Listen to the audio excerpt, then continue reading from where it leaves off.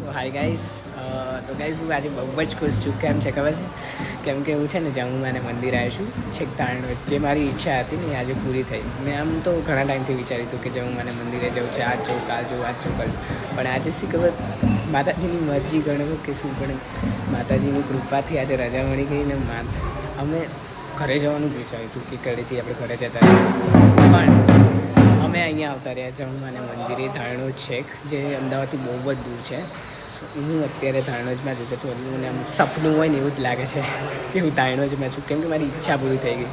હું બહુ જમવાને માનું છું અને એટલા માટે આજે હું દર્શન માટે એમને આવ્યો છું અને બહુ મજા આવી ગઈ. દર્શન તો મેં કરી જ લીધા છે. તમને બી બતાવી દઉં લાઈવમાં જ્યાં જ્યાં હું પ્રગટ થયા હતા, જ્યાં તમે સમાધિ લીધી હતી એ બતાવી દઉં તમને.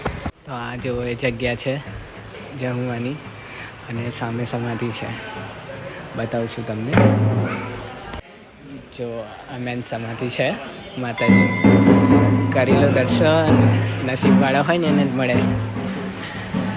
ઓછું દેખાય છે તો તમે દર્શન કર્યા ને. હજુ ઉપર બી એક મંદિર છે, એ બી તમને બતાવી દઉં. એ પ્રાણ પ્રતિષ્ઠા પછી બનાવેલું છે. આ નીચે જે આ મેન સમાધિ છે ને એ છે, ઉપર બી તમને બતાવી દઉં. જો ફોટોને એ લાવું ને આજે તો બહુ જ ખુશ છું. મારી તબિયત ખરાબ હતી ને તો છતાં મેં બધું જવું જ છે. આજે મેળ આવી ગયો છે એટલે જવું જ છે.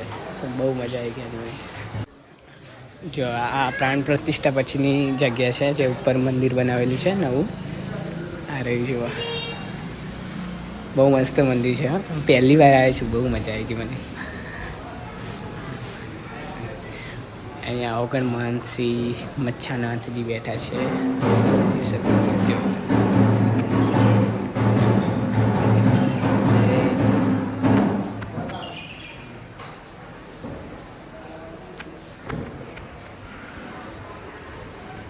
તો મેં માતાજીને દર્શન કરી લીધા છે ને હવે ફાઇનલી ક્યાંય રૂકવું નથી. કેમ કે આજનો દિવસ એટલો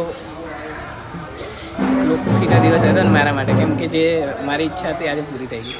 સો જય જહુમાં, જય મેરડીમાં. વિડીયોને લાઇક, શેર, કમેન્ટ કરતા રહેજો અને મને આવો નવો સપોર્ટ કરતા રહેજો. મારી દયાથી એક દિવસ હું આગળ જવાનો જ છું, તો મને ખબર જ છે.